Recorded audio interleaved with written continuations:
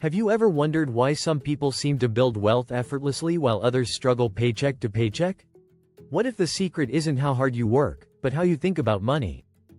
In Rich Dad Poor Dad, Robert Kiyosaki shares the lessons he learned from two father figures. One who followed the rules and stayed broke, and another who thought differently and built lasting wealth. Stick around as we break down the key lessons from this best-selling book that has inspired millions to take control of their finances. This book isn't just a guide to personal finance, it's a story.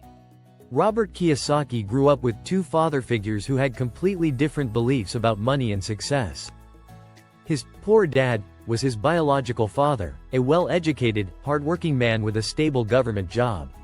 Despite his high income, he struggled with money and believed in traditional advice like, go to school, get a job, and save for retirement. On the other hand, his rich dad was his best friend's father, an entrepreneur with little formal education but a brilliant understanding of wealth building.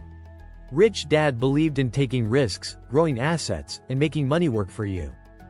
The contrast between these two fathers shaped Robert's financial philosophy, and today, I'll share the best lessons from Rich Dad Poor Dad so you can rethink your own approach to money.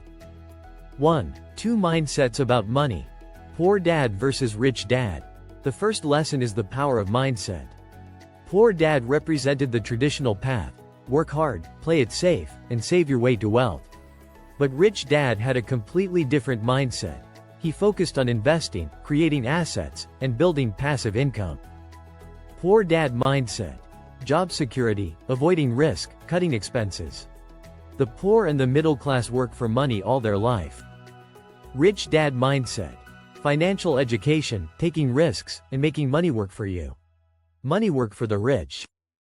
The key takeaway? A job gives you income, but financial education and investments create true wealth. 2. The importance of financial education. Next, Kiyosaki stresses financial education. He says, it's not how much money you make, but how much money you keep. Most people don't understand the difference between assets and liabilities, and that's why they struggle financially. Rich Dad taught Robert that. Assets: put money in your pocket. Examples: stocks, real estate, businesses. Liabilities: take money out of your pocket. Examples: loans, cars, credit cards. Kiyosaki argues that too many people mistake liabilities for assets. For instance, buying a fancy car or a big house they can't afford. To build wealth, focus on buying and creating assets. Kiyosaki further emphasized that to grow rich, concentrate your efforts on buying income-producing assets. When you truly understand what an asset is, keep liabilities and expenses low. You'll deepen your asset column. 3. Building wealth through passive income. One of Rich Dad's core principles was this: don't work for money. Make money work for you. Instead of trading time for a paycheck, build streams of passive income through investments or businesses. For example, investing in rental properties generates income even when you're not working. Compare that to a regular job. If you stop working, the money stops coming. The goal is to achieve financial freedom, where your passive income exceeds your expenses. 4. Overcoming fear and taking risks. Fear is one of the biggest barriers to financial success. Rich Dad believed that most people are held back by fear of failure or losing money.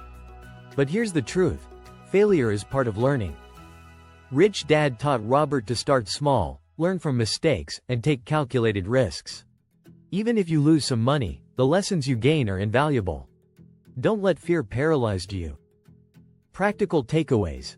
So, how can you apply these lessons from Rich Dad Poor Dad in your own life? Here are 3 actionable steps. 1. Track your finances. Identify what's an asset and what's a liability in your life. Start eliminating liabilities and focusing on building assets. 2. Let your money work for you. The poor and the average work for money, but money work for the rich. 3. Invest in financial education.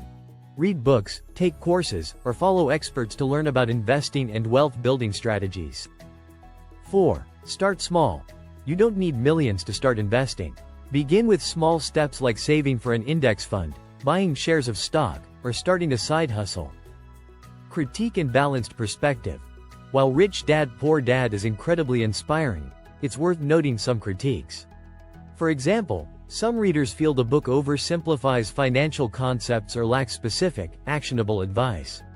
Others argue it relies too heavily on anecdotes instead of clear strategies. However, its strengths lie in its ability to shift your mindset and introduce timeless principles about wealth building. It's a fantastic starting point for anyone new to personal finance. So, what did you think of these lessons from Rich Dad Poor Dad? Let me know in the comments which idea resonated most with you. If you enjoyed this video, don't forget to like, share, and subscribe for more book summaries and financial tips.